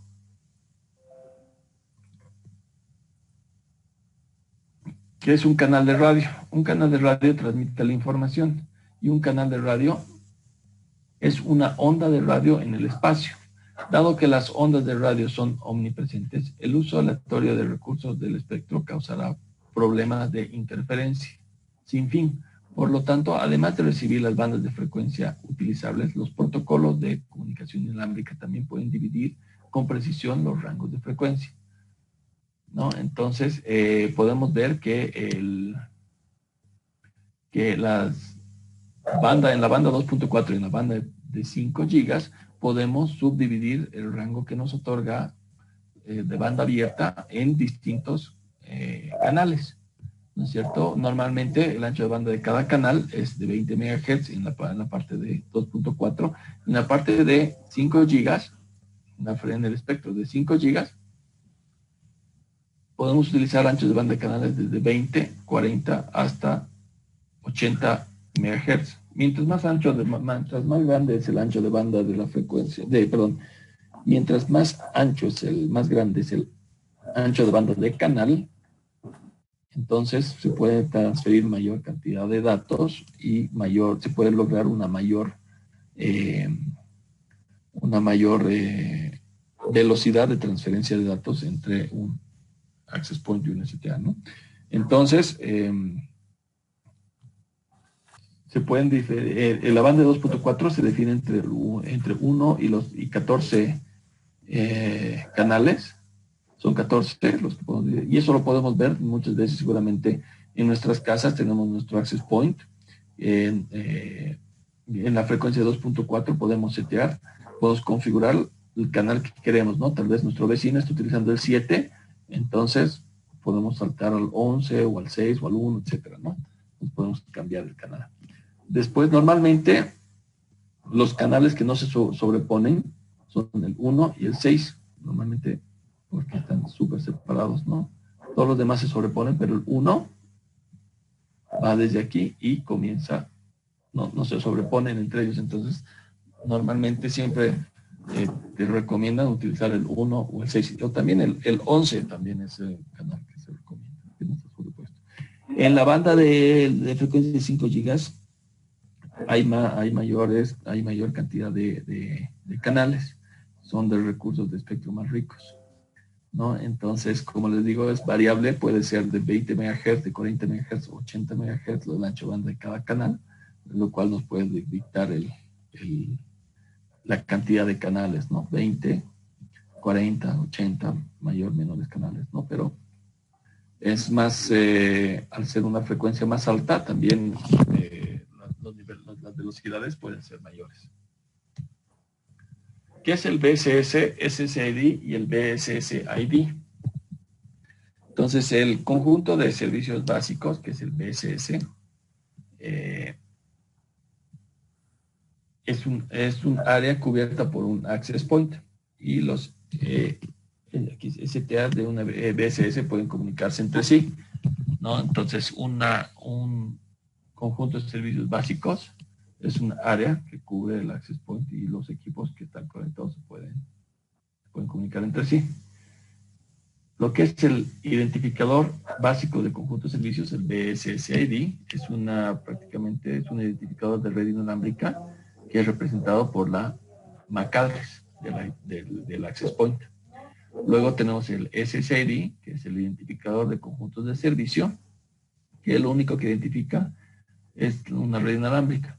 Cuando uno busca una red inalámbrica en su celular, muestra el nombre del SSID. En este caso, estos equipos pueden descubrir lo que es el SSID guest, ¿no? Y el BSSID es la MAC address del access point, perdón. Y el área de cobertura es el BSS, ¿no? Que es BAP. En una etapa temprana, los access points soportaban solamente un BSS. Si se despliegan varios BSS en un espacio, también debemos implementar varios dispositivos de access point, lo que aumenta el costo y ocupa los recursos de canal. Para resolver este problema, los access point ahora soportan la creación de los puntos de acceso virtuales múltiples, VAP, Virtual Access Point. Virtual Access Point, un AP físico se puede virtualizar en los Virtual Access Point múltiples, cada uno de los cuales proporciona las mismas funciones que el Access Point físico. Cada VAP corresponde a un BSS, de manera que un Access Point puede proporcionar los BSS múltiples que puedan tener diversos SSIDs especificados. Es un ESS. La cobertura de un BSS es limitada. Un conjunto de servicios extendidos, que es el ESS, se puede utilizar para ampliar la cobertura. Cuando un STA, con un terminal, se mueve de un BSS a otro BSS, es un SS. Un SS asegura que el STA no perciba el cambio de SSID, ¿no? Ese es lo que es el roaming. El SSS, un BSS virtual de mayor escala que consta de varios BSS con el mismo SSID, ¿no? Entonces, esto se aplica bastante, ¿no? En una oficina, varios access points, y pues la oficina sería el SS, ¿no? Entonces, esos son los conceptos básicos de las redes wireless LAN. Los fundamentos de wireless LAN, ¿no? De la descripción general del proceso de trabajo de wireless LAN. El primer paso es la incorporación del AP, del access point. Un AP obtiene una dirección IP y descubre el access controller y configura una conexión con el access controller, ¿no? Entonces necesito CAPWAP, ¿no? El access controller puede administrar y controlar los APs de ajuste de una manera centralizada y ofrecer servicios solo después de que se conecte. El procedimiento es el siguiente. Un access point obtiene una dirección IP. Luego, el access point descubre que el access controller y establece un túnel CAPWAP con el access controller, ¿no? Luego, el control de acceso del access point. Luego, la actualización del access point y el mantenimiento del túnel de CAPWAP, ¿no? Entonces, una vez que establece se le asigna un IP, ya empieza la negociación entre access point y access controller con los túneles CAPWAP, y cuando se establecen las sesiones CAPWAP, ya se puede hacer el control de acceso al access point, se pueden definir los parámetros de acceso a los usuarios, la actualización de los servicios, también puede ser actualización del hardware, del firmware, etc. Y luego queda que los túneles se mantengan, ¿no? Que se estén en constante monitoreo por si caen, se notifiquen, ¿no es cierto? Luego tenemos que la entrega de configuración del servicio wireless, ¿no? El Access Controller envía un pedido de actualización de configuración al Access Point. Si el Access Point recibe una respuesta de actualización de la configuración AP, el Access Controller entonces entrega la configuración del servidor Access Point, al Access Point. Entonces, básicamente, el Access Controller le manda una solicitud de actualización de la configuración y el Access Point respuesta a la actualización de configuración, ¿no? Ya empiezan periódicamente a charlar a niveles de servicios, ¿no? Luego, el acceso a los STAs, ¿no? Los STAs pueden acceder a la red inalámbrica después de que establezcan los túneles CAPWAP. El proceso del STA consta de 6 fases: la exploración, autenticación del vehículo, asociación y autenticación del acceso de HCP y autenticación del usuario, ¿no? Todos esos son los procesos para establecer una comunicación entre el STA y el Access Point, ¿no? Y posteriormente el reenvío de datos o servicios wireless LAN. Los paquetes de control, que son los paquetes de administración, y los paquetes de datos se transmiten a través de los túneles CAPWAP. Los paquetes de control se remiten a través de un túnel de control CAPWAP, mientras que los paquetes de datos de usuarios se pueden reenviar en el modo de reenvío túnel, o sea, reenvío centralizado, o en el reenvío directo, reenviado local, lo que les decía, ¿no es cierto? Se puede enviar a través del túnel o a través del reenvío local. Entonces, esos vendrían a ser los procesos de trabajo de una red de wireless LAN. Tiene estos puntos, cada uno tiene sus propias descripciones de cómo realiza todas estas cosas, pero bueno, he sumarizado un poquito la presentación para no extenderlos mucho. Luego, la implementación de la configuración de wireless LAN, ¿no? Aquí vemos los comandos básicos que se puede hacer. Es nomás tener un poquito la noción cómo se hace, ¿no? Que hay que configurar el Access Controller primero como un servidor de HCP, ¿no? Utilizando la opción 43, nos dice que es una opción de DHCP, ¿no? Cuando creamos una IP pool, le ponemos el option, con el comando option le ponemos el código 43, el suboption, son parámetros que nos da para lo que es la generación de DHCP. Luego creemos para crear un perfil de dominio creamos lo que es en la parte de vista del sistema, el comando wireless LAN, entramos a la vista de wireless LAN, ¿no? Y ahí podemos el comando regulatory domain protect name para lo que es el reglamento de configuración de cada país. Luego, también el código de país, también lo que nos da parámetros en base a las especificaciones de cada país, y que es importante porque más que todo por temas de interferencia son estos parámetros, ¿no? Y temas de canales, cuál es la frecuencia, etcétera. Luego podemos poner crear un grupo de access point, agrupar los access point, ¿no? Primero declaramos qué nombre le vamos a dar a IP Group Name. Luego le decimos que a ese grupo se le aplica el dominio regulatorio, ¿no? Luego, para configurar una interfaz o la dirección de origen, ¿no? En el Access Controller configuramos CAPWAP Source Interface y le decimos ya sea la LUPAC o una VLAN interfaz, ¿no? Normalmente se utiliza la LUPAC. Luego se configura la dirección IP de origen, ¿no? CAPWAP Source IP Address, y se coloca una IP address que va a ser lo que del Access Controller. Posteriormente, para agregar los Access Point, esto es en un modo sin conexión, se pone en la vista de wireless LAN AP Authentication Mode, podemos poner por MAC o por Serial Number también, ¿no? MAC address o serial number. De forma predeterminada se utiliza el MAC. Luego decimos AP ID, ¿no? Le asignamos un ID al access point. Bueno, puede ser 1, puede ser desde 0 hasta 8000, me parece. Luego el tipo de ID, que especifica el ID de un access point.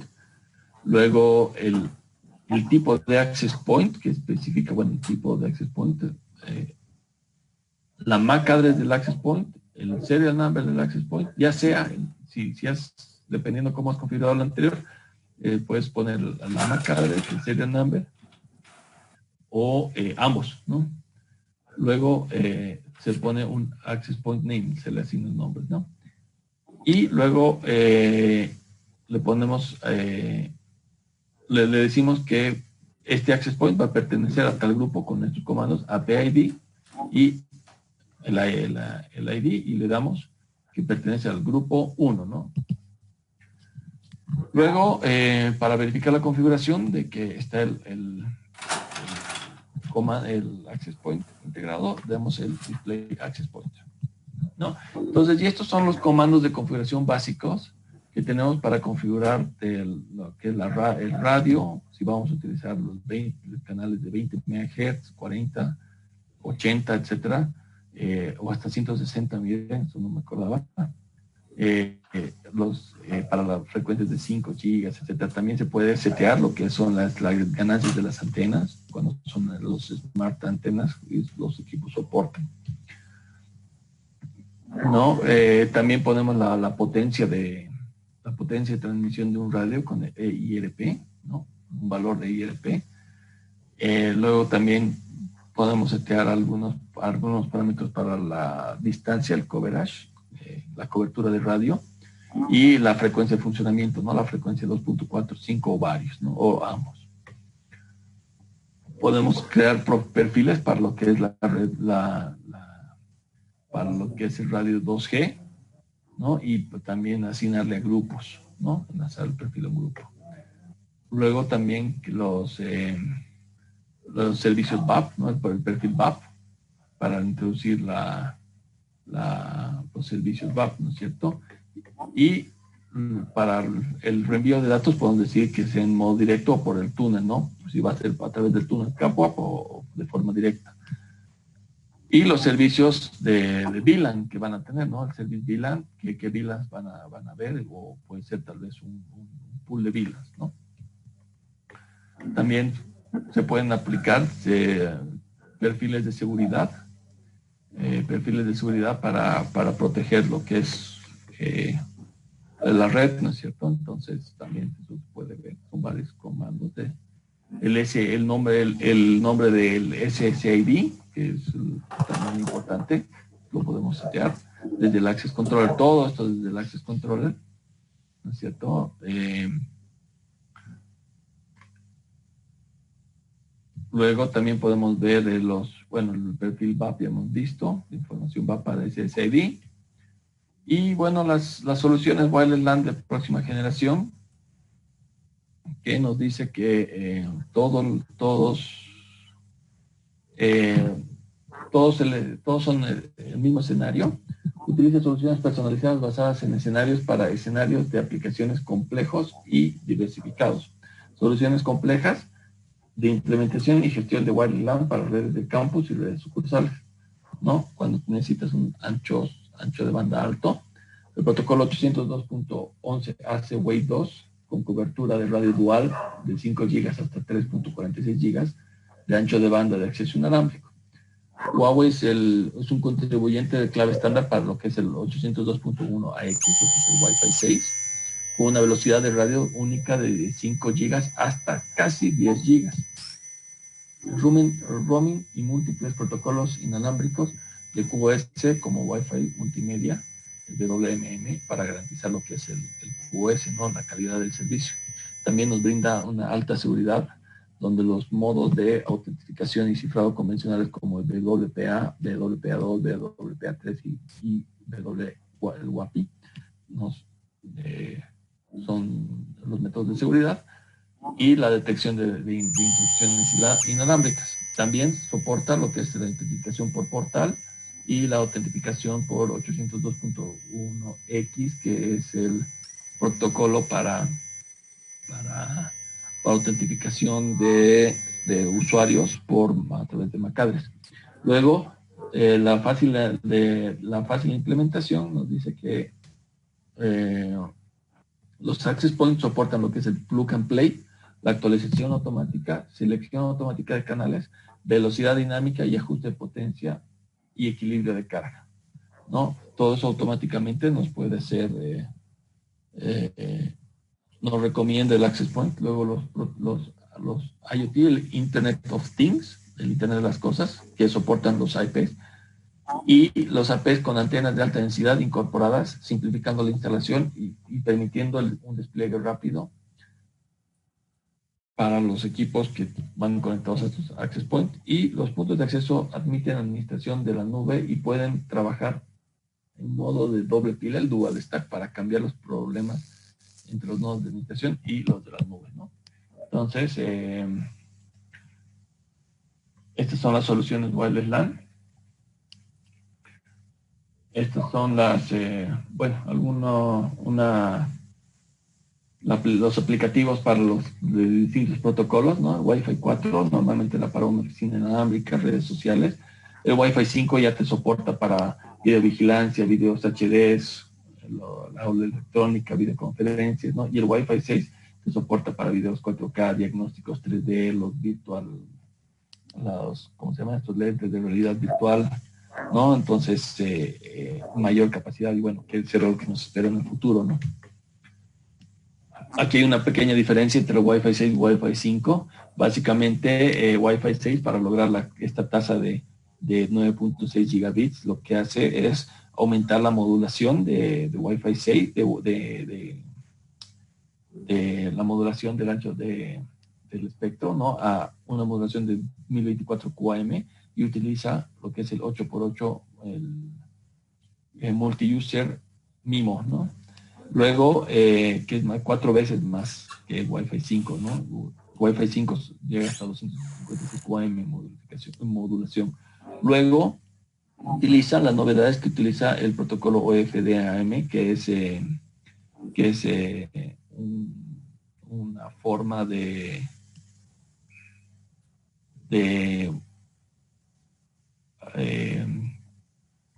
se me dio la palabra. Es una forma también de organizar el espectro, ¿no? De cómo charlan, es un método de multiplexación, si no me equivoco.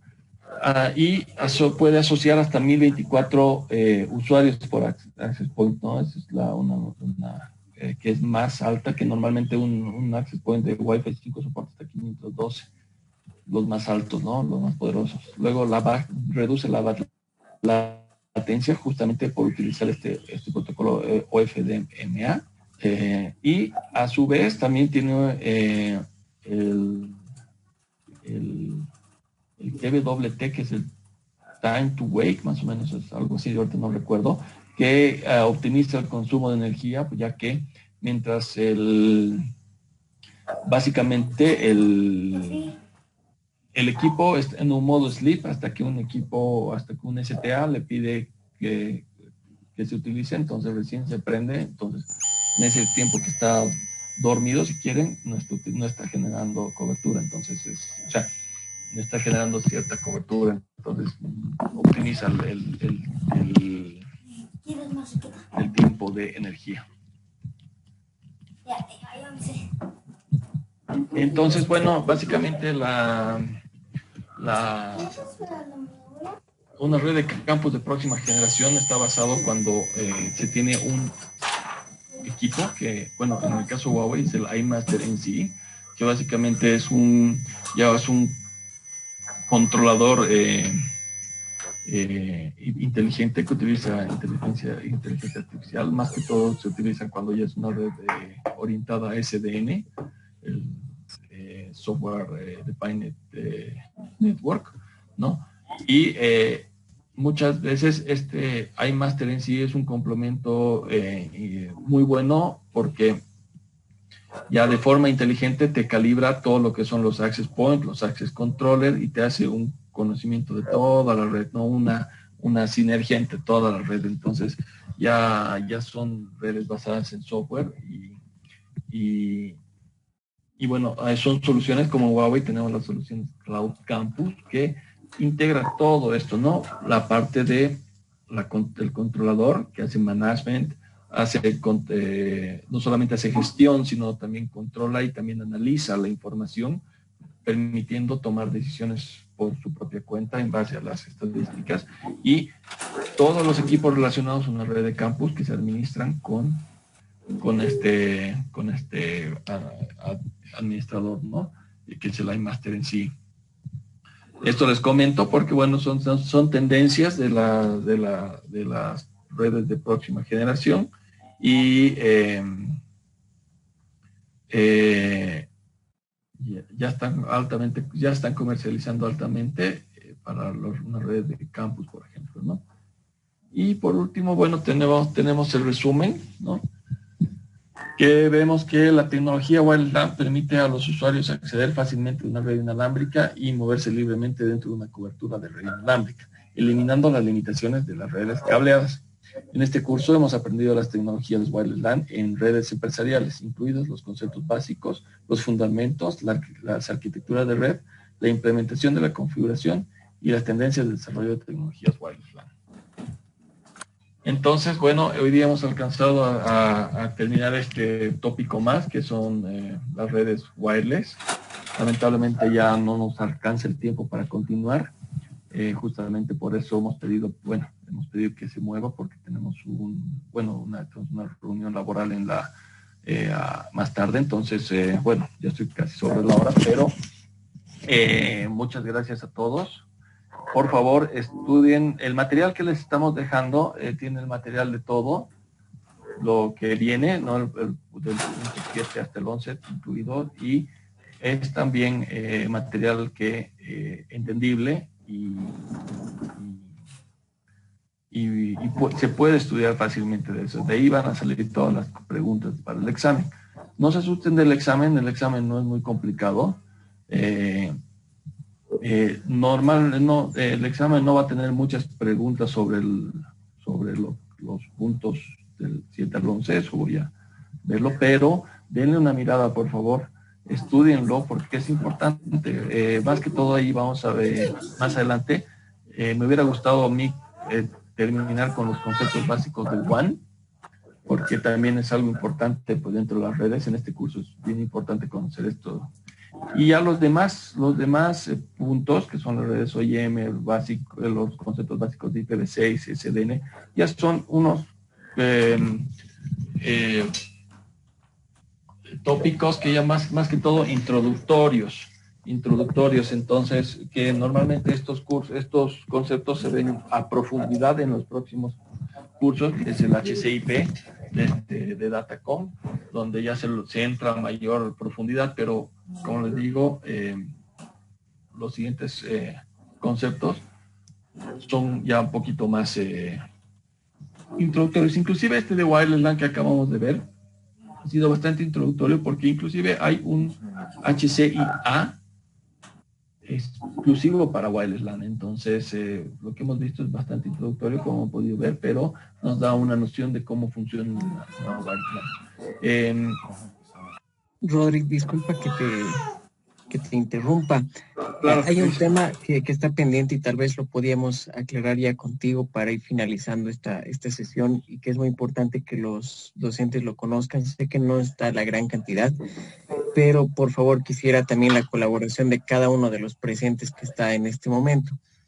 Como sabrán, la próxima semana tendríamos que dar inicio al siguiente curso. Sin embargo, es un curso que tiene un poco la complejidad del tema de las fechas, porque precisamente está en medio el tema de Navidad, que es un feriado largo, el tema de Año Nuevo, que es otro feriado largo, y obviamente eso va a causar, uno, que exista un alto nivel de inasistencia, porque me imagino que muchos van a estar atareados en el tema de las festividades, o tal vez algunos tienen algún viaje planificado para esas fechas, y obviamente no quisiéramos que se pierdan estas clases, este curso, porque es importante para dar la correlación correspondiente a todo lo que se está viendo. Ahora, una opción es, no sé si les interesaría, tal vez podamos recorrer ese curso hasta el lunes 4 de enero, para que obviamente comencemos con total normalidad. Y más bien podríamos aprovechar tal vez, Rodri, si es que ha faltado algo de la terminología, de los últimos conceptos que hoy día sí se nos ha imposibilitado finalizar de total manera, podamos tal vez culminarlo este lunes, lunes 21, y así a los cerramos este tema con total claridad y ya podríamos dar inicio al siguiente curso el lunes 4 de enero. No sé qué opinan, si alguien tiene... si está a favor o en contra, le parece bien, para que también podamos oír su apreciación y su disponibilidad, ¿no? Rodri, también de igual manera, si te parece la idea, también para que obviamente todos estén de acuerdo a no tener ese distanciamiento de fechas, porque obviamente si vamos a tener 3 clases una semana, 3 la otra, no va a haber ese mismo seguimiento, no van a agarrarle el hilo también, entonces va a causar como una discordancia en todo ese tema.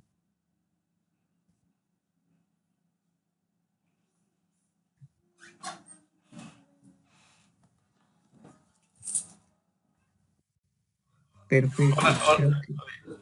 A ver, bueno, están de acuerdo, entonces... Chris, tú me dices nomás y bueno, yo dependiendo la hora, yo tengo ya unas cosas comprometidas. Lo discutiremos, Chris, por favor. Ya. Vemos la hora adecuada. Tú sugieres que sea a la misma hora, ¿verdad? A las 7:30. 7:30 el día lunes. Sí, si es posible, o martes también, obviamente, porque nos estaríamos acomodando a tu disponibilidad de tiempo. Sabíamos que hoy día se finalizaba, pero debido a que sí nos ha faltado algo de unos minutos de tiempo, como usualmente se alargaban las clases para poderlo concluir, y obviamente estaríamos recorriendo todo el siguiente curso. Entiendo. O ok, tal vez yo el lunes podría yo, Chris, no habría problema, no tengo mayor inconveniente el lunes, pero ya el martes ya no puedo porque estoy tomando un viaje. Así perfecto.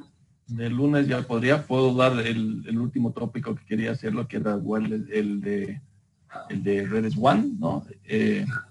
Conceptos One y las tecnologías One, perdón, y con eso, bueno, ya no podría continuarlo después, mis disculpas, justamente tengo un viaje de trabajo, entonces ya no puedo continuar con la clase más del lunes, ¿no? Perfecto, entonces el día lunes vamos a tratar de concluir todo lo que sea posible para que obviamente no se quede en incertidumbre durante esta culminación del curso, así que de esta manera el lunes, por favor, a las 7:30 les vamos a mandar el link correspondiente, y el próximo curso estaríamos dando inicio el lunes 4 de enero, agradeciendo la comprensión de cada uno de ustedes, por favor. Muchísimas gracias. Yo creo que, Chris, no te olvides, por favor, mandar por correíto, por la plataforma esta información para que todos estén alineados. Perfecto, sí, voy a comunicarlo. Obviamente hemos tenido una participación limitada hoy día, pero para que todos estén alineados, lo voy a comunicar más tarde, y obviamente el lunes tengamos esa clase adicional. Súper. Perfecto, muchísimas gracias a todos, gracias por su participación y su presencia. Hasta el día lunes, por favor. Hasta luego. Listo. Gracias, Chris. Muchas gracias a todos por su tiempo. Y bueno, el lunes ya nos veríamos nuevamente, entonces, qué bien, porque realmente quería pasar de One. Así que el lunes nos vemos. Muchas gracias a todos y hasta el lunes. Muchas gracias. Ahí había una consulta. Sí, el lunes es la última clase de este curso y el próximo curso lo retomamos el lunes 4 de enero, por favor.